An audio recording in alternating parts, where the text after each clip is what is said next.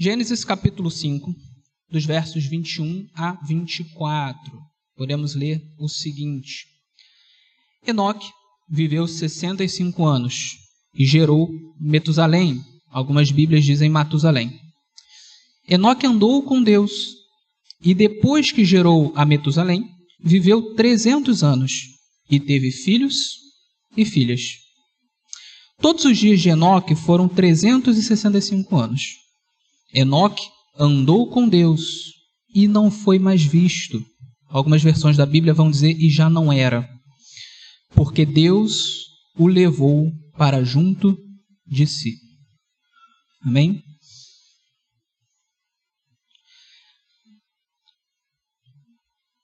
De vez em quando a gente conversa, a gente está conversando com alguns irmãos, sempre surge aquela discussão. Se você pudesse conversar com alguém hoje, algum personagem da Bíblia, né? Ou ainda, quando nós estivermos no céu, com quem que você vai querer conversar primeiro? Então sempre tem essa discussão, né? E um dos personagens que mais me chama a atenção na Bíblia é Enoque. E o que me chama a atenção em Enoque é que a Bíblia não fala muito dele. O que a Bíblia fala de Enoque é basicamente o que está aqui em Gênesis e depois Hebreus, que vai mencionar o que aconteceu aqui em Gênesis. São alguns poucos versos. Fala-se muito pouco desse personagem.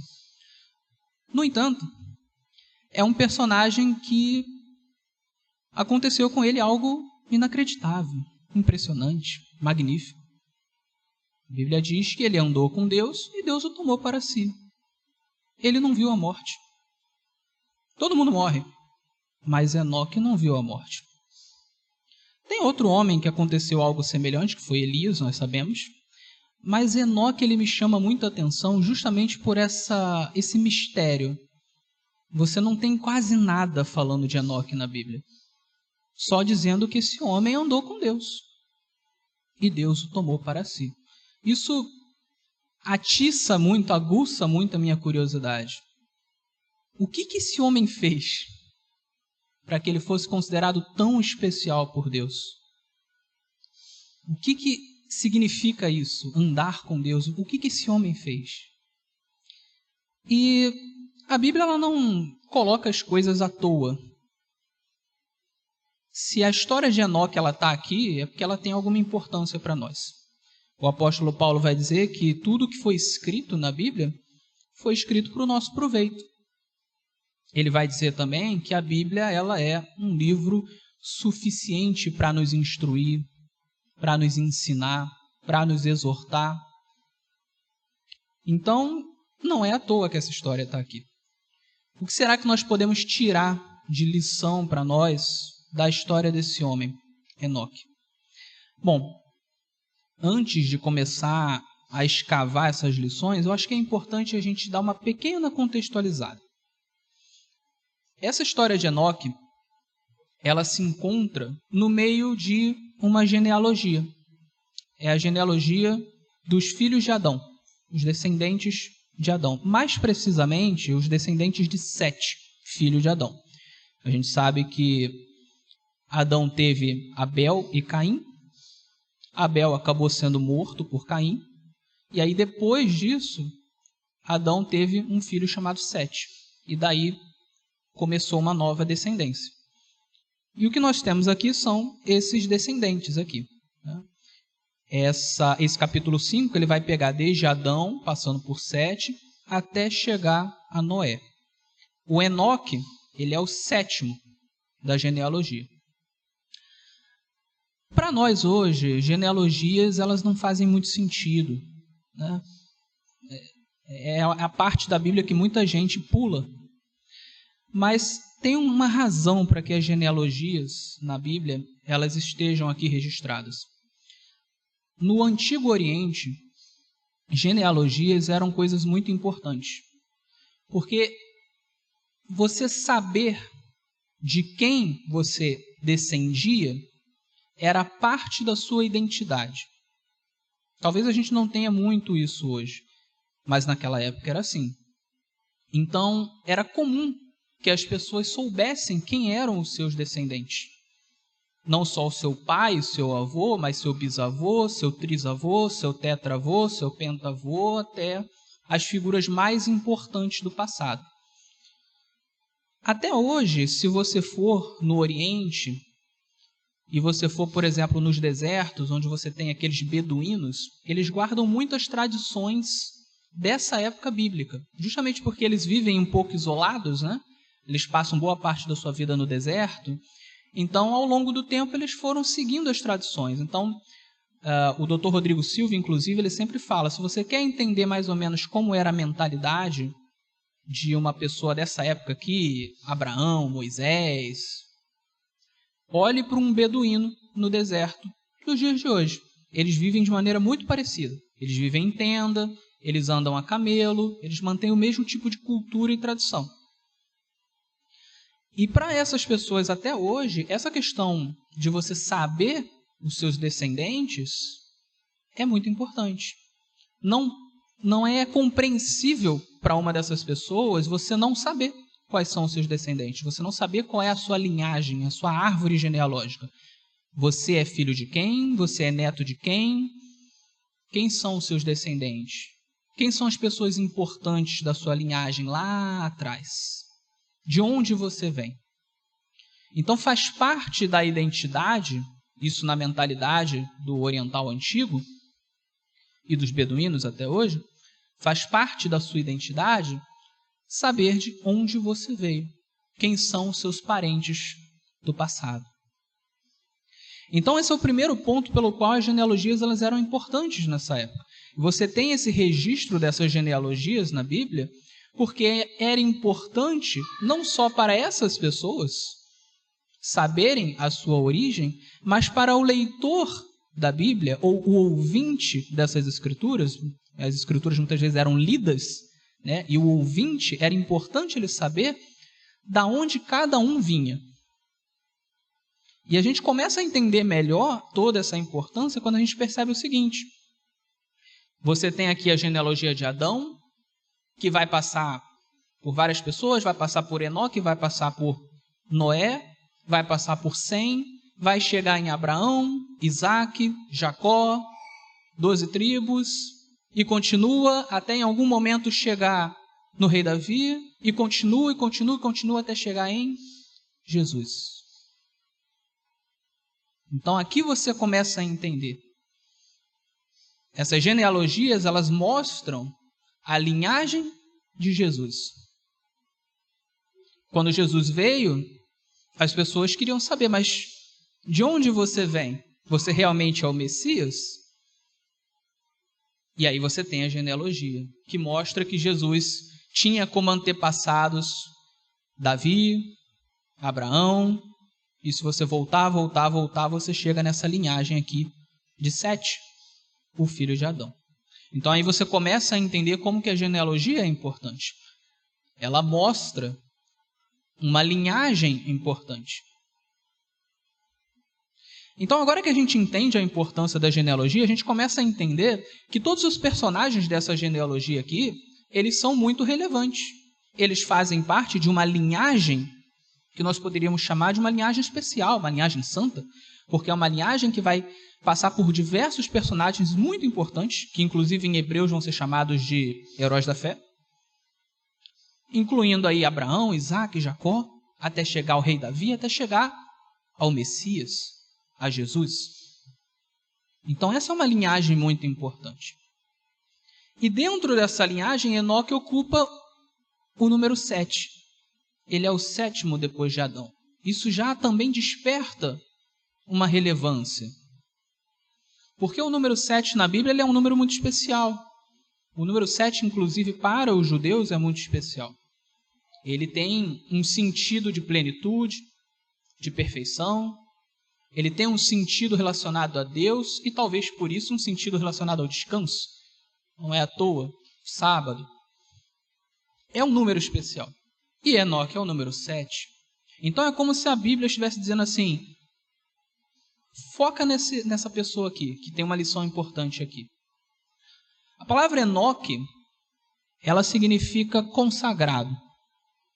Esse é o significado do nome. Consagrado, separado para algo santo, para algo sagrado, iniciado. São sentidos semelhantes. Então você já vê por aqui que há alguma coisa realmente muito diferente nesse homem. É o sétimo, é o consagrado, e uma genealogia que é importante, de pessoas especiais. E só para terminar essa questão da genealogia, é interessante a gente fazer uma comparação entre a genealogia que está no capítulo 5 e a genealogia que está no capítulo 4. Se por um lado a genealogia de Adão ela mostra uma linhagem especial que lá no fim vai dar em Jesus, por outro lado a genealogia do capítulo 4 mostra uma linhagem de ímpios. Eu falei ainda há pouco que Caim matou Abel. Depois Caim se apartou da família, se apartou de Deus, criou sua própria cidade e começou a sua própria geração. E ali narra-se a genealogia, as pessoas que surgiram a partir de Caim. E vai falando como que eram essas pessoas, logo aqui antes do capítulo 5. E eram pessoas muito ruins.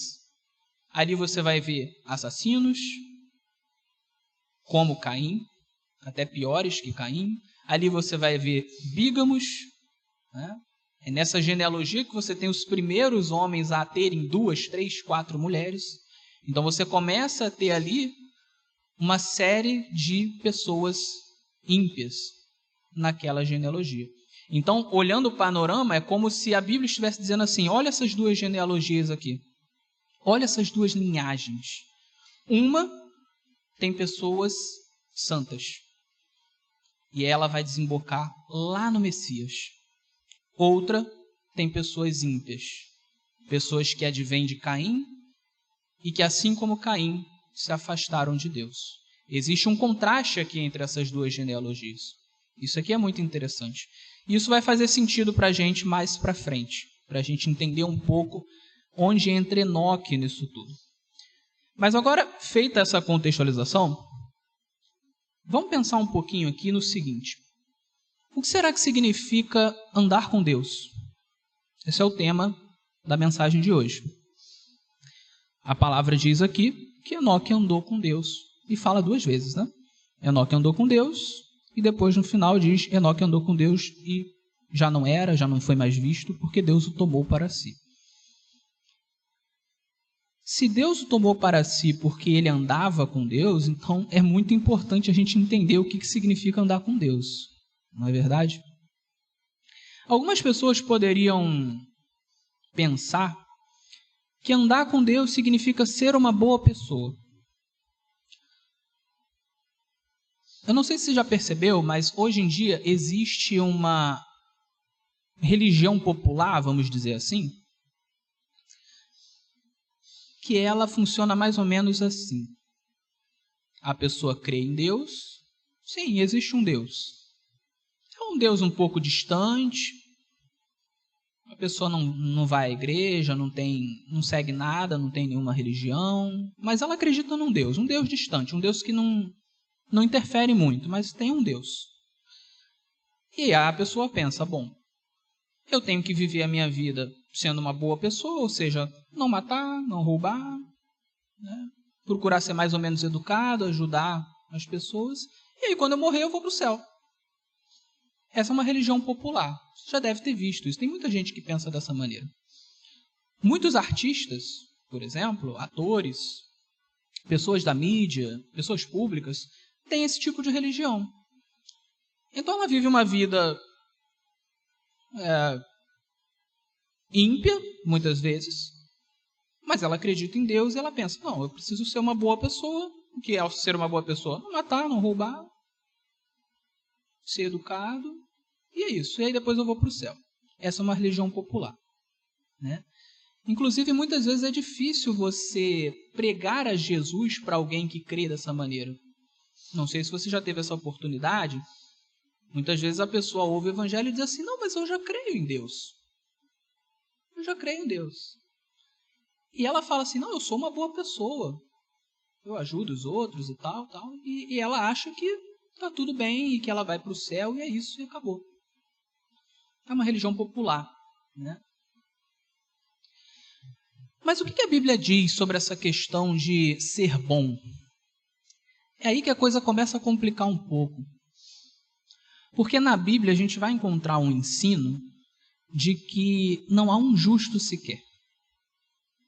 Você encontra isso em Salmos, Paulo vai citar isso em Romanos, diz, não há um justo sequer. Deus olha para o céu e não vê um justo sequer. Todos pecaram, todos são ruins, todos são imperfeitos, todos carecem da glória de Deus. Não há justo. Aí a coisa começa a ficar complicada, porque se andar com Deus é ser justo, mas a Bíblia diz que não há um justo sequer, então o que é andar com Deus? Complica um pouco isso. Outras pessoas poderiam pensar que andar com Deus é uma espécie de cálculo. Funcionaria mais ou menos assim: saldo de coisas boas e coisas ruins. Tem gente que pensa assim. Então, olha, se eu fizer mais coisas boas do que coisas ruins, eu fico com um saldo positivo. Então quer dizer que eu estou andando com Deus. E aí eu vou para o céu. Tem muita gente que pensa assim. Também faz parte dessa religião popular. Mas será que funciona dessa maneira? Vamos pensar um pouquinho. Aquele ladrão na cruz, provavelmente ele passou a vida toda fazendo muita besteira. Foi crucificado. E aí lá, nos últimos minutos de vida, ele olha para Jesus e ele se arrepende. Ele diz: Senhor, lembra-te de mim quando vieres no teu reino. Ele inclusive repreende o outro ladrão que estava zombando. Ele diz assim: olha, ele está aqui, mas ele não fez nada. A gente está aqui, mas a gente merece. Para com isso.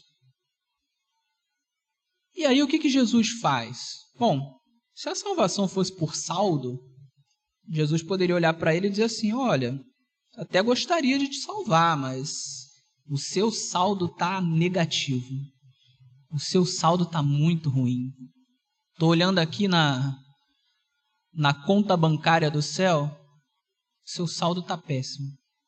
Já ultrapassou o limite, não tem o que fazer. Você vai morrer agora, não dá tempo para você fazer muita coisa boa para melhorar esse saldo, então sinto muito. Mas não foi isso que Jesus disse. Ele prometeu ao ladrão que o ladrão estaria com ele no paraíso. Então não parece ter alguma coisa a ver com essa questão de saldo. Se fosse por saldo, meus irmãos, ninguém poderia se arrepender perto do fim da vida. E a gente pode ir mais longe. Será que mesmo uma pessoa que nasceu na igreja, que fez sempre tudo certinho, que nunca se desviou, será que essa pessoa tem um saldo positivo diante de Deus? Será? Aí cada um olha para o seu próprio coração. Eu acho interessante que as pessoas mais santas que tem, aquelas que você olha assim e fala, difícil pegar um erro dessa pessoa. As pessoas mais santas que tem, tanto na história quanto hoje, são as que se julgam mais impuras. É interessante, mas quanto mais a pessoa se aproxima de Deus, e quanto melhor ela se torna, mais ela olha para si mesma e diz: eu não presto. Tem uma razão para isso. A nossa bondade, ela é extremamente limitada. Até a nossa bondade é impura. A gente comete erros o tempo todo, a gente é muito imperfeito. A gente peca por pensamento, a gente peca nos nossos sentimentos, a gente peca nas nossas atitudes. Às vezes a gente peca não por algo que a gente fez, mas por coisas que a gente deixa de fazer. Quantas vezes a gente não é leniente, quantas vezes a gente não é preguiçoso, quantas vezes a gente não é egoísta, quantas vezes a gente não é preconceituoso, quantas vezes a gente não é vingativo, mentiroso, quantos pecados a gente não comete. Aí eu quero refletir com você. Nós somos cristãos e ainda assim a gente peca. Isso é muito sério, né? Porque quando a gente peca, a gente está fazendo algo que entristece e contraria o Deus do universo, o ser mais perfeito que existe, o ser mais puro que existe e o ser que morreu por nós na cruz. Se a gente tem coragem de pecar contra este ser, a gente não é bom. Nós não somos bons. Então, o que eu estou fazendo aqui é colocando a igreja para refletir, cada um para refletir, sobre a sua própria pecaminosidade, sobre a sua própria natureza suja, perversa. Quando a gente se acha bom demais, é porque a gente não está analisando direito. Então, parando para pensar nisso, a gente começa a perceber que é difícil a gente concordar com essa ideia de que é uma questão de saldo, de que algumas pessoas vão ter um saldo positivo. Todos nós temos saldo negativo. Como diz a Bíblia, todos pecaram. Ninguém tem saldo positivo diante de Deus. Ninguém tem mérito diante de Deus. Ninguém é bom diante de Deus. E aí isso enrola tudo.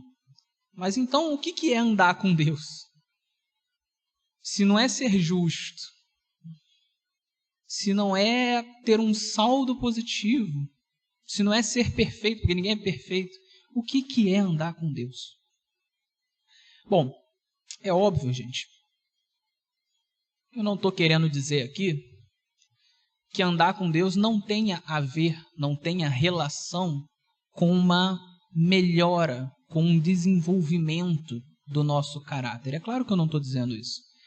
É claro que quem anda com Deus terá cada vez mais um caráter desenvolvido. Melhorará cada vez mais. Se tornará cada vez mais puro. Se tornará cada vez mais moral. Terá o fruto do Espírito cada vez mais desenvolvido, será mais amoroso, será mais paciente, terá mais domínio próprio. Essa é a tendência de quem anda com Deus. Então, sim, é claro que tem relação. E nesse sentido, num sentido relativo, a gente pode dizer que de fato existem pessoas justas, pessoas boas, pessoas santas. Num sentido relativo, não no sentido absoluto.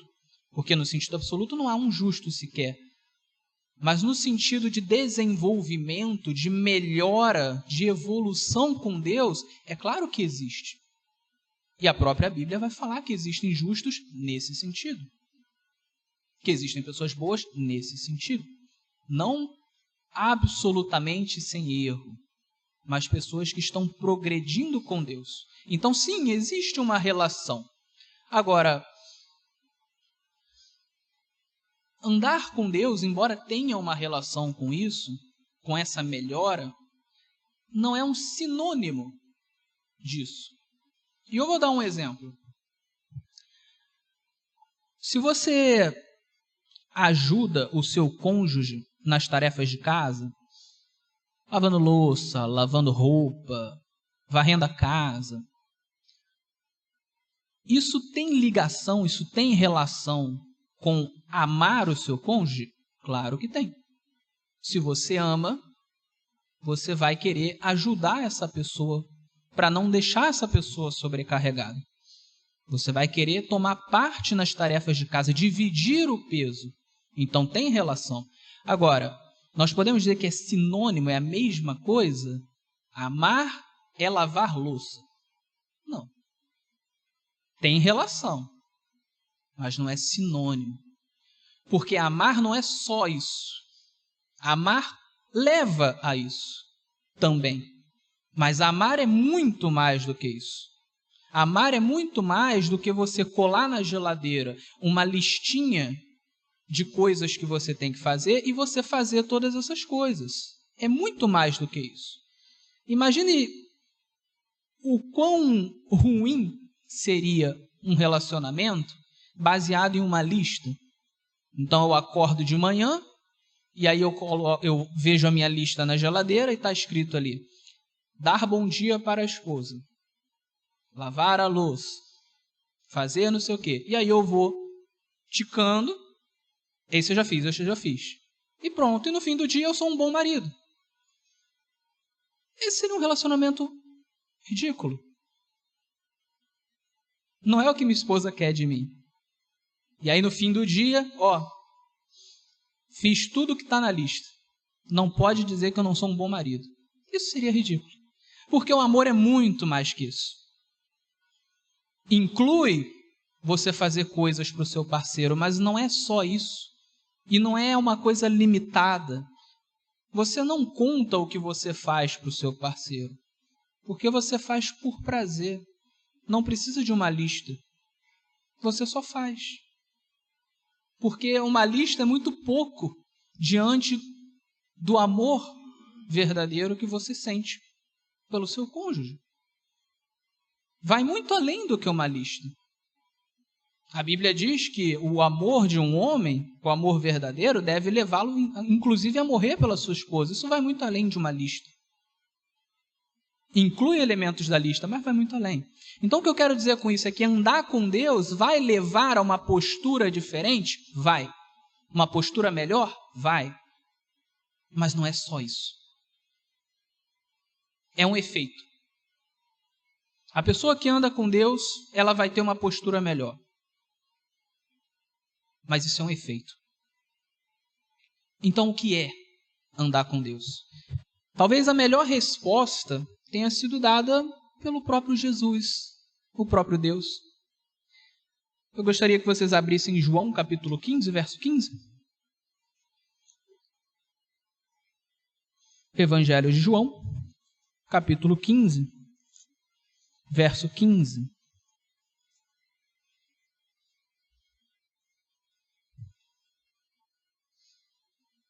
Amém?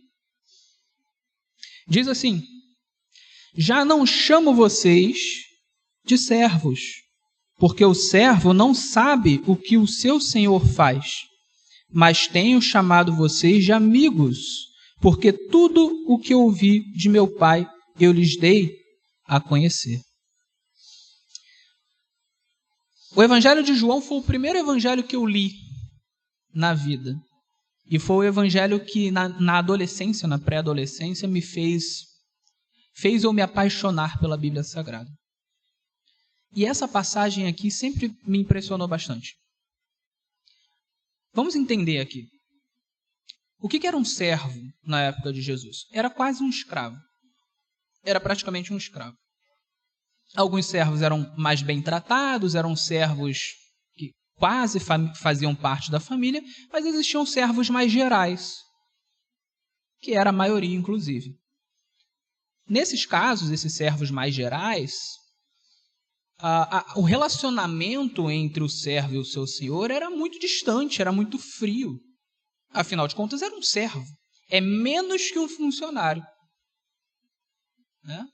Hoje em dia, você tem muitos chefes que têm um relacionamento extremamente distante e frio com seus funcionários. Principalmente se você tem, talvez, um dono de uma empresa muito grande. E aí é um relacionamento muito distante. Agora, imagina um servo que é menos que um funcionário. Então, o senhor do servo, ele não tinha um relacionamento de amigo com o servo. Isso não existe. Ele não falava das suas coisas, dos seus projetos. Ele não devia satisfação ao servo. É um servo. Porque o relacionamento de um senhor com um servo era simplesmente o senhor manda e o servo obedece e acabou. E não precisa explicar, e não precisa dizer, e não precisa entrar em pormenor. É isso aqui e acabou. Não há um relacionamento de fato. No entanto, Jesus está dizendo aqui para os seus discípulos: olha, o servo não sabe o que faz o seu senhor, mas eu tenho dado a conhecer a vocês tudo o que o Pai tem me dito. O que Jesus está dizendo aqui no fim das contas é o seguinte: por que eu chamo vocês de amigos? Porque eu tenho um relacionamento com vocês. Não é simplesmente eu mando, vocês obedecem e essa relação fria e acabou. Não. Eu me relaciono com vocês, eu converso com vocês, eu explico a vocês. Um pouquinho antes, ele ainda vai dizer o seguinte, que ninguém tem amor maior do que esse, de dar a sua vida pelos seus amigos. Isso é um baita relacionamento. Se você tem alguém que é seu amigo e ele está disposto a morrer por você, isso é um baita relacionamento. Qual senhor morreria pelo seu servo? Qual chefe morreria pelo seu empregado? Então o que Jesus está dizendo aqui é: eu tenho um relacionamento com vocês. Vocês são meus amigos. E é claro, Jesus também vai dizer aqui antes que nesse relacionamento de amizade estava incluído os discípulos fazerem aquilo que Jesus estava mandando. Isso estava incluído nesse relacionamento de amizade. Por quê? Porque se os discípulos eram amigos de Jesus, então eles precisavam se importar com aquilo que Jesus estava falando. Então, se Jesus falava, faça isso, faça aquilo, ou não faça isso, não faça aquilo, por amizade eles deveriam respeitar a Jesus. Em contrapartida, o que Jesus diz antes: eu morro por vocês. É um relacionamento.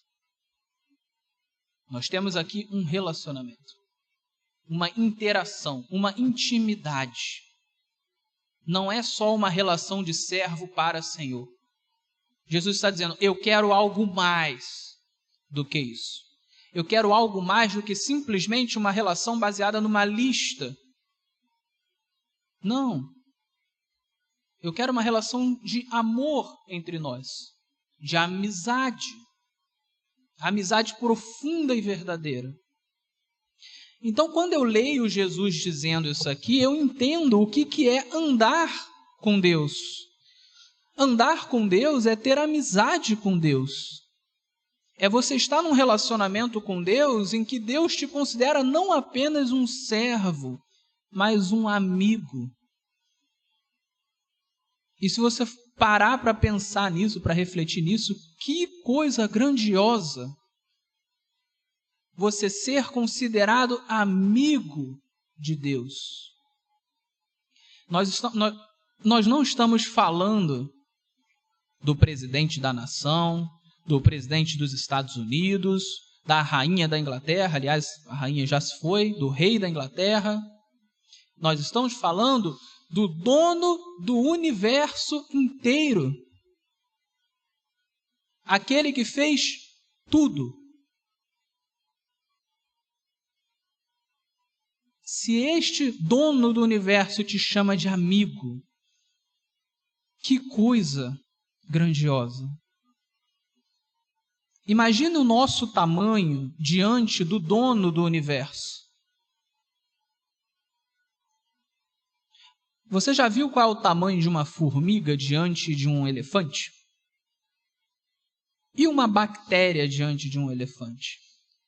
Agora imagine o nosso tamanho diante do Deus do universo. Ele é maior que você, ele é maior que todos nós, ele é maior que este planeta, ele é maior que tudo. E este ser quer ter uma amizade conosco.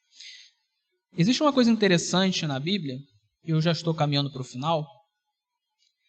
Pelo menos em 10 passagens diferentes, existe aquela expressão de Deus dizendo assim: e eu serei o seu Deus e eles serão o meu povo.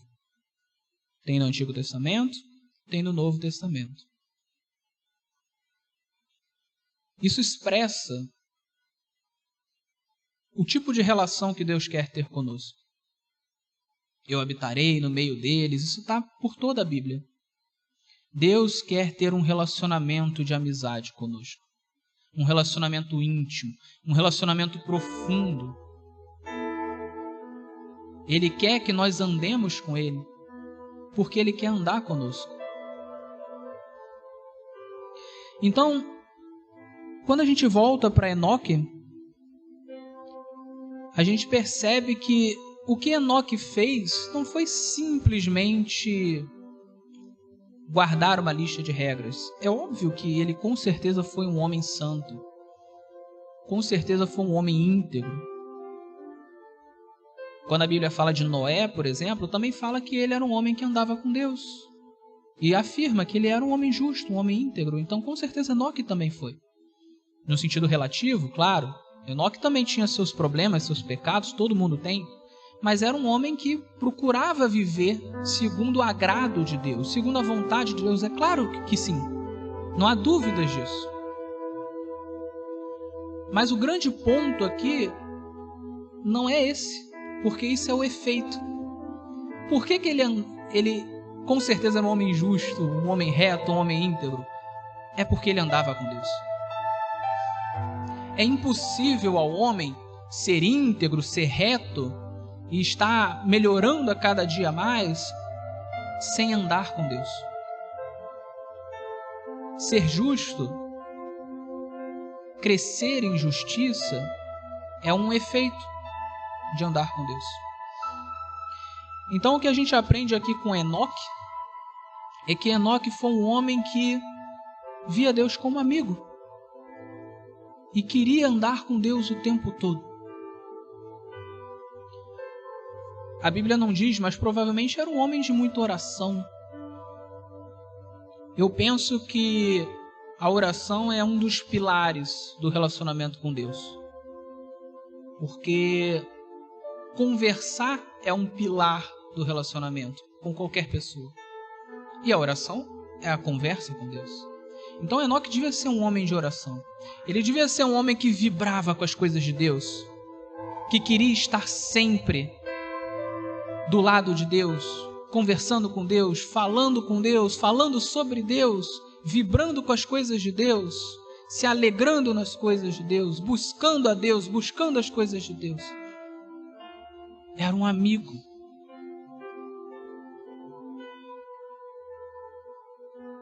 Mas aqui a gente precisa se perguntar: por que Enoque ele não passou pela morte? Porque, Enoque andou com Deus, mas quantos homens não andaram com Deus ao longo da vida e morreram? Por que Enoque não morreu? E aqui eu penso que Enoque ele foi colocado como um símbolo. Se você perceber, Enoque é um dos primeiros, né? Uma das primeiras gerações desse mundo caído. E eu imagino o quão difícil devia ser para essas primeiras pessoas, né? O mundo se tornou rapidamente algo muito ruim. E você ainda tinha ali a memória de Adão, a memória de Adão e Eva, né? De como era o mundo antes do pecado. Então devia ser algo muito terrível ver o quanto o mundo estava caminhando para a desgraça. Principalmente para Adão e Eva, que viram como que o mundo era antes. Isso devia trazer um forte desânimo para as pessoas daquela época, com certeza. E eu penso que quando Deus olha para Enoque, um homem que andava tanto com ele, ele diz: Enoque vai ser um símbolo. O que eu vou fazer com Enoque vai ser um símbolo para todos aqueles que também andam com Deus hoje e que andarão com Deus no futuro. Um símbolo de que um dia, todo o problema do pecado não mais existirá, inclusive a morte. Enoque foi um símbolo do que Deus pretende fazer com todos aqueles que desejam ser seus amigos. Aquele que quer andar comigo, ele vai ter o mesmo destino de Enoque, mesmo que morra. porque em algum momento haverá ressurreição. Em algum momento eu voltarei para essa terra para acabar com todos esses problemas. Então Enoque, ele é colocado por Deus como um símbolo, para que nós possamos olhar para Enoque e pensar: um dia eu também serei tomado por Deus. Talvez eu morra antes de Jesus voltar. Mas se eu andar com Deus, se eu for amigo de Deus, se eu permitir que Deus esteja na minha vida como um amigo, um dia eu poderei sentar ao lado de Enoque e bater um papo com ele. Então, que nessa noite nós possamos refletir sobre a amizade com Deus, sobre o andar com Deus. Nós temos o benefício de poder andar com esse Deus maravilhoso e de sermos considerados amigos dele. E isso não acontece porque nós somos bons, porque nós temos mérito, mas porque Deus, com a sua graça, ele nos faz amigos. O apóstolo Paulo fala que todos nós, em algum momento, éramos inimigos de Deus. Mas o que acontece?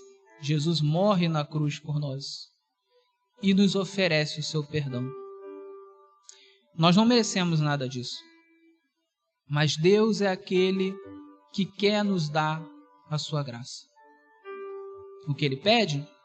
Que nós andemos com ele, que nós aceitemos o seu sacrifício e andemos com ele, como bons amigos. E é isso, o que não só vai nos levar ao céu, mas também vai nos levar a uma vida cada vez mais digna, espiritualmente cada vez melhor. Porque não adianta tentar ser bom sozinho. Todo aquele que tenta ser bom sozinho está fadado ao fracasso. Mas aquele que anda com Jesus como amigo, esse vai conseguir chegar onde Jesus quer que ele chegue. O segredo é andar com Deus. Então que todos nós possamos andar com Deus o tempo todo, todos os dias de nossa vida.